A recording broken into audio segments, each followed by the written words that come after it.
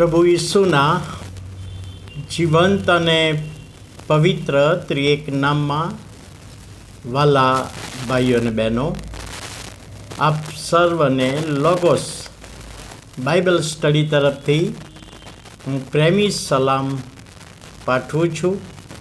અને આજે 2025ના વર્ષનો 183મો દિવસ 2/7/25 બીજી જુલાઈ 2025ને બુધવારનો નવો દિવસ આપણા જીવનોમાં પ્રભુએ બતાવ્યો. માટે પ્રભુનો ખૂબ આભાર માનતા પ્રભુના નામને ધન્યવાદ આપીએ છીએ.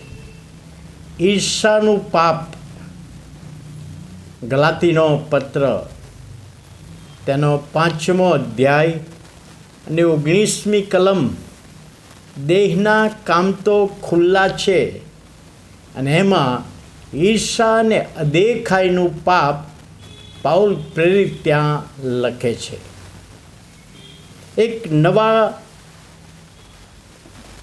એક નવા માણસ જે પોતે ધનવાન થઈ ગયો, પહેલાં ગરીબ હતો અને પછી ધનવાન થયો અને એક શહેરમાં આવીને આલિશાન બંગલો બનાવ્યો. તેના ત્યાં કોઈ પણ મહેમાન આવે તેનો બહુ ઉત્સાહથી એ આવકાર કરતો.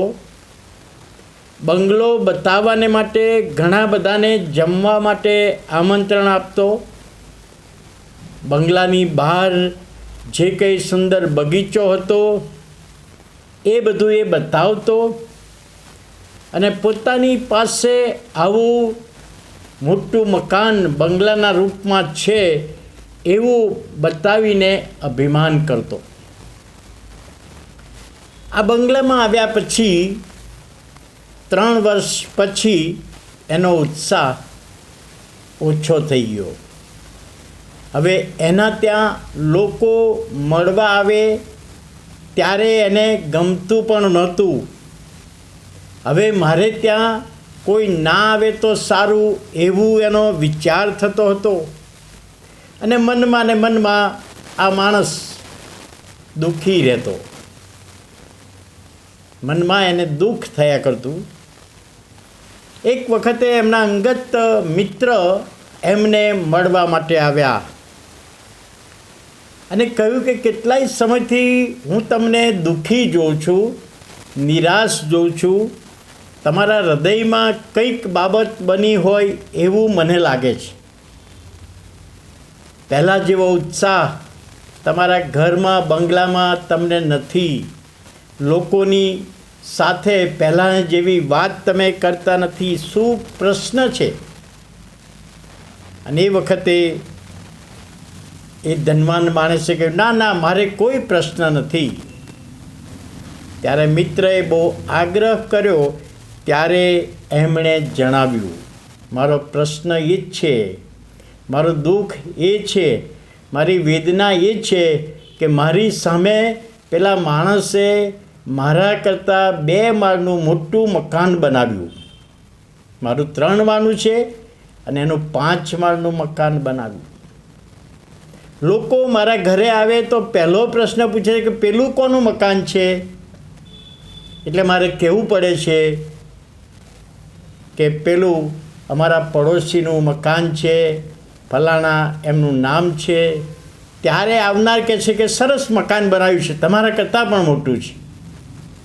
અને એટલા માટે મારા હૃદયમાં પેલા ભાઈ પ્રત્યે મને ઈર્ષા થાય છે કે એણે ના મકાન બનાવ્યું હોત તો સારું, એનું મકાન તૂટી પડે તો સારું, એવું મારા હૃદયમાં વિચારો આવ્યા કરે છે.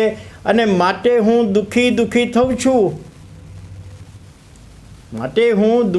થઉં છું. પેલા મિત્ર કહે છે, દુઃખી થવાનું કારણ આ જ છે? હા, તો તારા હૃદયમાં તે ઈર્ષા રાખી છે. બીજો વ્યક્તિ મારા કરતાં આગળ આવે એ મને ના ગમે. બીજો વ્યક્તિ મારાથી આગળ થઈ જાય ને વધારે માન મેળવે એ મને ના ગમે, એ માણસનો સ્વભાવ છે અને તમારા સ્વભાવમાં એ છે. ને વાલા ભાઈઓ અને બહેનો, ઘણી બધી વખતે આપણા જીવનોમાં ઈર્ષાને સ્થાન આપીએ છીએ, અદેખાઈને સ્થાન આપીએ છીએ. અને માટે પાઉલ પ્રેરિતે ગલાતીનો પત્ર તેનો 5મો અધ્યાય અને 19મી કલમમાં કહ્યું છે, દેહના કામ તો ખુલ્લા છે અને ઈર્ષા ને દેખાય દેહનું કામ છે. આંતરિક રીતે આંતરિક મનુષ્યત્વમાં એ દેહનું કામ ને એ ઈર્ષાનું પાપ થાય છે, દેખાયનું પાપ કરીએ છીએ.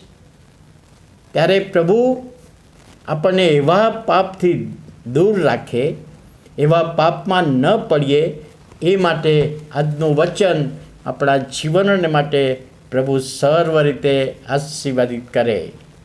પ્રાર્થના કરીએ.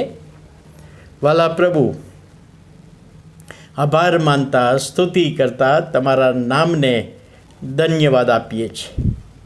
આજના દિવસના આશીર્વાદ આપો. અમારા હૃદયોમાં જો ઈર્ષા અને દેખાયનું પાપ છે, પ્રભુ એ પાપને અમે દૂર કરીએ, તમારામાં આનંદ કરીએ એવું પ્રભુ થવા દો, એ વિનંતી અને પ્રાર્થના ઈસુ પ્રભુના નામમાં સાંભળો, માન્ય કરો.